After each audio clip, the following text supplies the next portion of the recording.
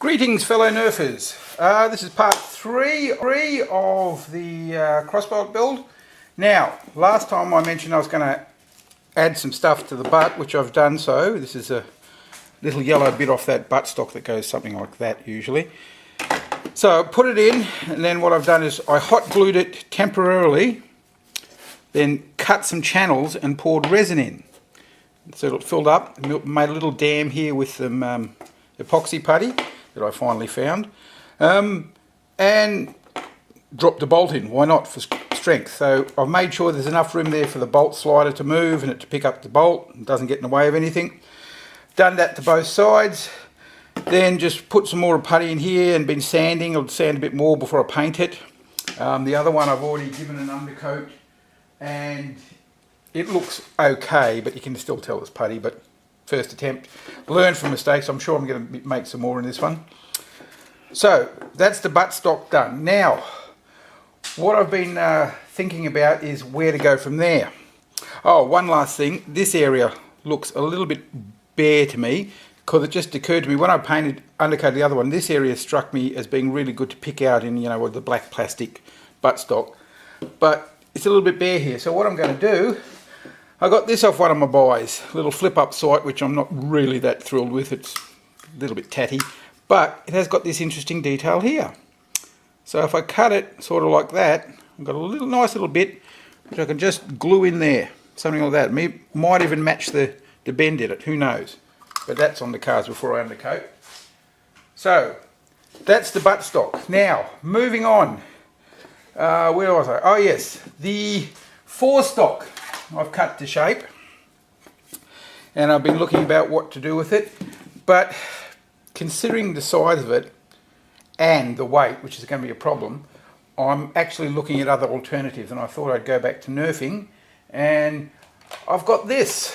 This is the front end off I think it's called a long shot. Now I've seen photos of somebody online who's taken two of these, glued them back to back, kept a pistol grip in one, and put a magazine well in the other, so you've got a bullpup assault rifle. Looks really good, and I want to make those, one of those. So I've got a pistol grip here, which I could very possibly attach to the front, and I could use the actual trigger as a switch for the light I'm going to put in it, because I've got another little Nerf single shot that's got a little red light laser in, so I can harvest the entire lot of that out and whack it in here somehow. I don't know how, I'll have to look into that. So I think I'm probably going to go that direction because it keeps it all Nerf and, single material to glue and screw and bolt together with. So we'll see what happens there. Oh, you just might have seen it. I've been playing with the front end because there's not much to do there. So I've painted it up and it's pretty much finished. Very heavy weathered look. I'm quite happy with it. Maybe I'll put some silver rub and buff on it as well. I've even been toying with somehow writing my name in here. Oh, I think there's some masking material that hasn't come off yet. Yeah, I have to get the scouring pad onto that, scrape that off, and you'll have some silver under there. Let me just show you how that works.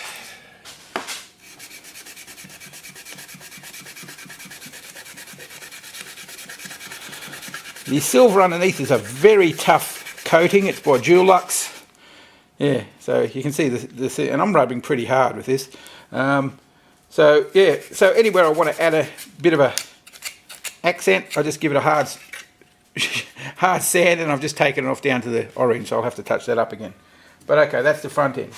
Now, the rest is pretty much it. I'm going to finish off painting the back ends, do the weathering detail, glue that bit on, and I'll get to you next time. I hope this has worked because the screen on my camera is not actually working. The ribbon cable's torn, but I'm using the viewfinder and it seems to be okay.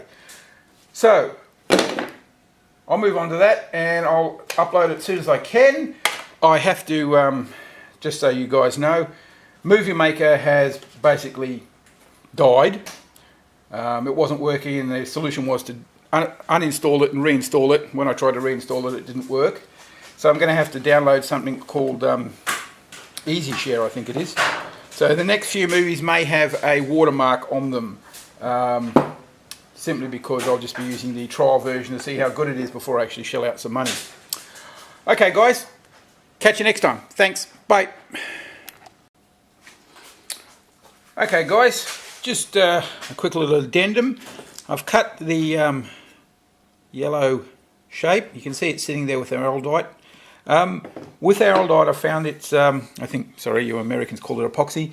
It's best to clamp it when you can, because the more pressure araldite's under when it's clamped, the stronger it is. You get a better bond. Now it still allows me to slip it and put it in position, but now my stuff is I think just standard 24-hour, so I think I'm going to have to leave this for 6 to 8 hours. Okay, fair enough, and 3 days before it's strong.